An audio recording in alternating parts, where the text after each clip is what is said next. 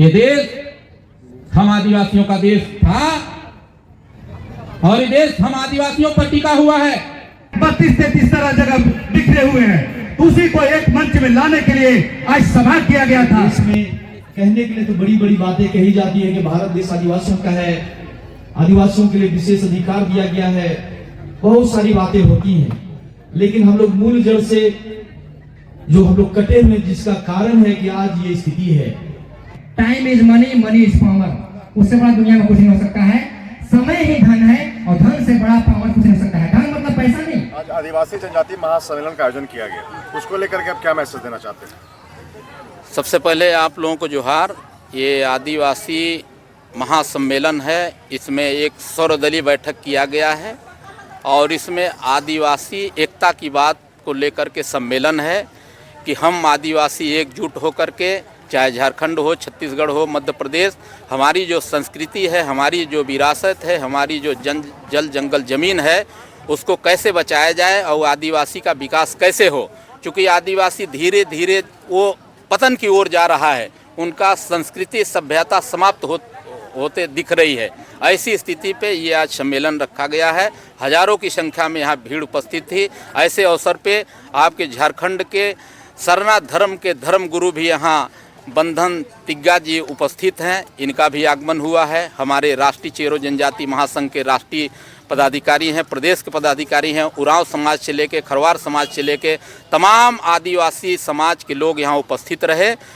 एको अनेकों चर्चा हुई, लेकिन बल ये दिया गया है कि हम आदिवासी एक हैं, पूरे भारत के आदिवासी एक हैं।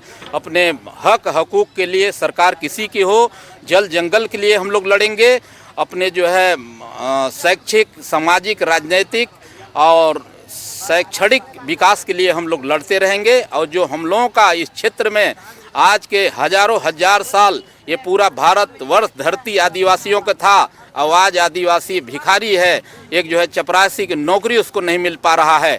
ये पूरे भारत देश में हम लोग बताने का काम करेंगे कि आज चाहे कोई भी माननीय प्रधानमंत्री हो, मुख्यमंत्री हो, लेकिन ये धरती हमारा है, आदिवासियों का है और आदिवासियों का पूरा हक अधिकार मिलना चाहिए। कुछ चीज़ हद तक बाबा भीमराव अंबेडकर ने लिखा है, वो भी संविधान में जो लिख के गए हैं वो भी हम लोगों के बीच लागू नहीं हो पा रहा है। इन्हीं सब सोच के साथ आज यहाँ महासम्मेलन रखी गई है। आगे भी इस तरह के झारखंड में या यूपी में या कहीं बड़ा कार्यक्रम रखा जाएगा, उसमें देश और प्रदेश के बड़े मुख्यमंत्री, प्रधानमंत्री को इस बात को बताया जाएगा। अगर नहीं मानेंगे तो हम लोग राष्ट्रीय स्तर पर आंदोलन करने के लिए तैयार हो जाएंगे अपने हक हकूक़ के लिए। आप धर्मगुरु हैं, क्योंकि आपका यात्रा विदेशों में भी होते रहा है, तो आपको क्या लगता है आदिवासी संस्कृति को कैसे बचाया जाए? आदिवासी संस्कृति तो जीवन तो है ही, और आज का जो प्रयास रहा है, यहाँ के यूथ, यहाँ के जो युवा हैं, वो सभी चाहते हैं कि हमारी संस्कृति, हमारी धरोहर बचे। और इसका ये एक छोटा प्रयास है जो आज यूपी से, बिहार से, झारखंड से हम लोग जुटे हैं, और जो सांस्कृतिक यहाँ जो झलकियाँ दिखाई गई, और इसका एक प्रयास है, और सब लोग मिलजुल के इसको, अपनी संस्कृति को हम लोग बचाए रखेंगे। सर, एक सवाल आपसे है। जी बताएं। इस मॉडल की दुनिया में, क्योंकि लोग अपने परंपरा को छोड़ करके, जैसे आदिवासियत हो या कोई भी धर्म हो, लोग पुरानी परंपरा को छोड़ करके अब नए मॉडल में ढल रहे हैं, तो आप उस युवा पीढ़ी को क्या सलाह देंगे? देखिए, युवा पीढ़ी से मैं ये कहूँगा आपके चैनल के माध्यम से कि आप पुराने जो संस्कृति और सभ्यता है उसी को बचाए रखिए। जिस दिन अगर उसको आप विलुप्त करके और नए आधुनिक दुनिया पर एक ट्रैक पर चलेंगे तो ये धरती बहुत जल्दी टिकने वाली नहीं है। ये जब भी टिकेगी तो आदिवासियों का जो उनका भी पूर्वज यही किया है, वो अलग से नहीं है। ये जो जितना भी कल्चर आ रहे हैं ये हमारे भारत देश से नहीं दुनिया से आ रहे हैं। जहाँ पे बड़ा भूकंप हो रही है, लोग हजारों लाखों लोग मर जा रहे हैं, तो इसमें हमको आगे बढ़ना है, ऐसा नहीं है। लेकिन हमको अपने संस्कृति, सभ्यता, धर्म को बचाए रखना है। हम अपने पेड़ पौधों, पहाड़, जंगल, झरना, नदी को बचाएंगे, तभी ये संस्कृति बचेगी और ये धरोहर बचेगा। और जिस दिन ये हमारी पेड़ पौधा संस्कृति नदी नाला सूख जाएंगे उसी दिन ये जो है समाप्त हो जाएगा। और ये काम खासकर आदिवासी कर पा रहे हैं और किसी धर्म में बूता नहीं है कि वो जो है इस देश के या भारत देश के या पूरे विश्व को संस्कृति और सभ्यता कल्चर को बचा पाएगा। केवल आदिवासी बचाएगा और किसी में बूता नहीं है। उत्तर प्रदेश से चलकर आए हैं हरिराम चेरो जी के द्वारा दीप प्रज्वलित कर कार्यक्रम आरंभ किया जा रहा है।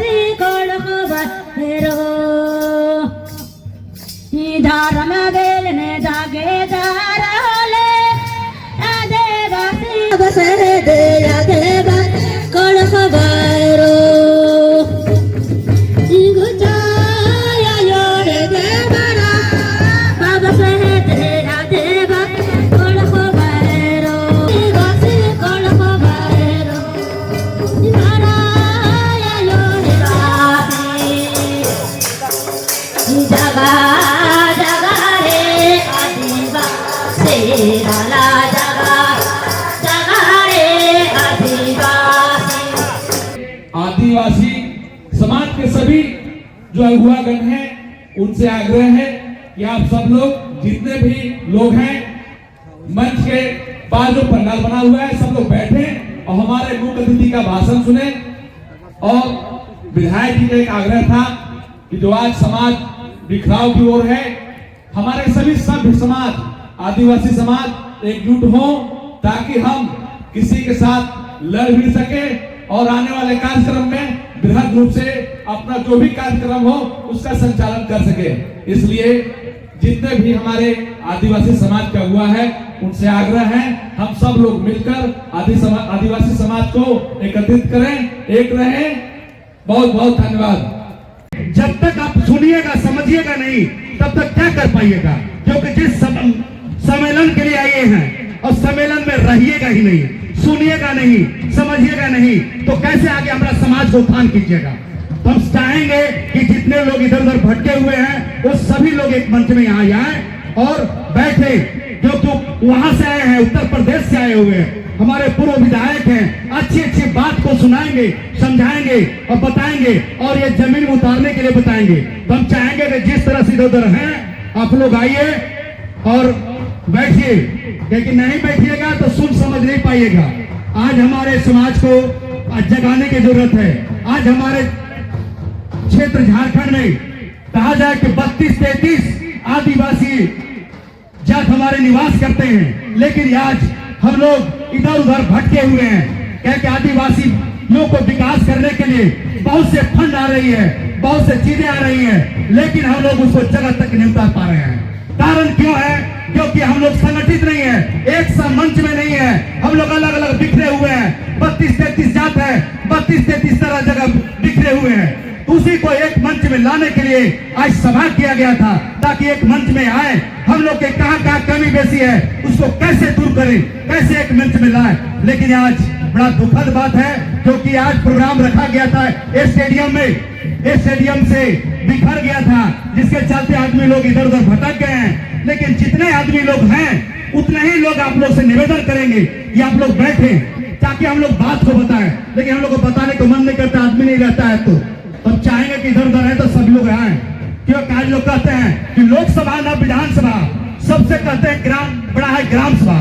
तो हम लोग ग्राम सभा कहने के लिए कह रहे हैं, हम लोग जमीन में उतार नहीं पा रहे हैं। कहा जाए कि जमीन में हम लोग उतार नहीं पा रहे हैं। हम लोग जरूर है कि लोकसभा ना विधानसभा, सबसे बड़ा ग्राम सभा कहते हैं। अब हमारे बीच हमारे समाज के अगुवा, हमारे गार्जियन और बड़े भाई श्री बंधन टीका जी आ रहे हैं, लेकिन हम ग्राम सभा को हम लोग मजाक बना के रख दिए हैं, क्योंकि आज सभी जगह ग्राम सभा हम लोग को अति आवश्यक चीज होता है, वो नहीं कर पाते हैं। आजकल देख रहे होंगे कि बड़ी बड़ी कंपनियां, बड़े बड़े कोलमैन्स, बड़े बड़े चीज आज देख रहे होंगे हमसे छीना जा रहा। क्यों?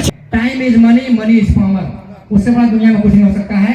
समय ही धन है और धन से बड़ा पावर कुछ नहीं हो सकता है। धन मतलब पैसा नहीं, समय आप जैसे पढ़ाई लिखाई करके आप IAS IPS PhD होल्डर बन के आप MLA MP बनते हैं, तो उस MLA MP और डॉक्टर IAS बन के जो सेवा करेंगे, उस धन का बात मैं करता हूँ।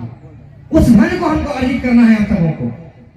हमारे भी जनजाति हैं पूरे देश में, कहने के लिए तो बड़ी बड़ी बातें कही जाती है कि भारत देश आदिवासियों का है, आदिवासियों के लिए विशेष अधिकार दिया गया है, बहुत सारी बातें होती हैं, लेकिन हम लोग मूल जड़ से जो हम लोग कटे हुए, जिसका कारण है कि आज ये स्थिति है। आप उत्तर से दक्षिण पूरे विश्व का नक्शा अगर देख लें, उत्तर से दक्षिण जहां भी आदिवासी हैं वो धर्म से धनी, कर्म से धनी और धन से धनी हैं। लेकिन आज हम धर्म और कर्म और धन से धनी होते हुए भी आज हमारे सामने अगर गरीबी है, व्यवस्था है, उसके पीछे कारण दूसरा कोई नहीं है। इसका कारण हम लोग स्वयं हैं। आज चाहे हम मंचासीन जितने लोग भी हैं, हमारे अगुआ, मैंने जो आज तक अपने 32 साल के इस निरंतर आदिवासियों को एकजुट करने का जो मैंने प्रयास किया, मैंने 8 साल की उम्र में स्वर्गीय कार्तिक बाबा को देखा। बस छोटा सा एक समय था जो मैंने अपने गांव में उसे भाषण देते हुए देखा, लेकिन मैं समझ नहीं पाया वो क्या बोल रहे हैं। और इंदिरा गांधी जी को भी मैंने प्रधानमंत्री, उनको भी मैं अपने गांव में देखा, कार्तिक बाबा उनको लाए थे वहां, सौभाग्य प्राप्त हो देखने का।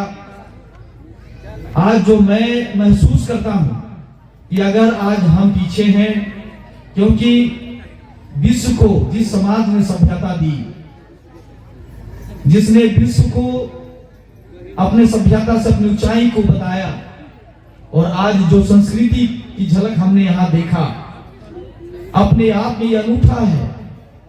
आज कहते हैं कि वह समाज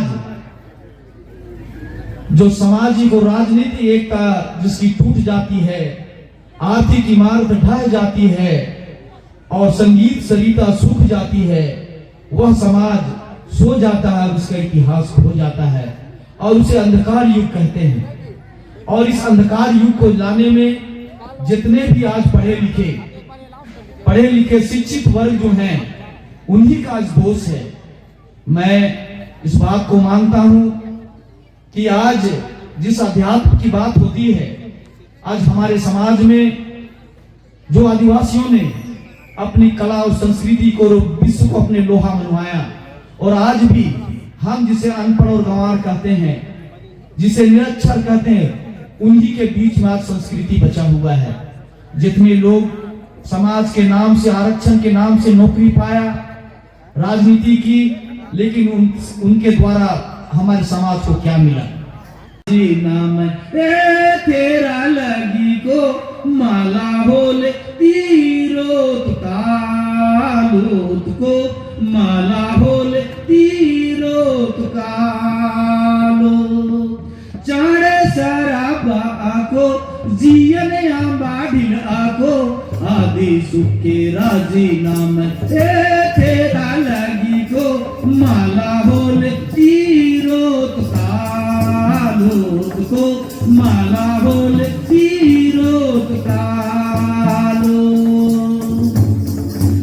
अखुन बूटी को बीड़ी माला फूट का बीड़ी पुत्तो कालो को उखा मानो कालो को आदि सुखे राजी नाम तेरा लगी को माला बोल तीरोत कालोत को माला बोल तीरोत कालो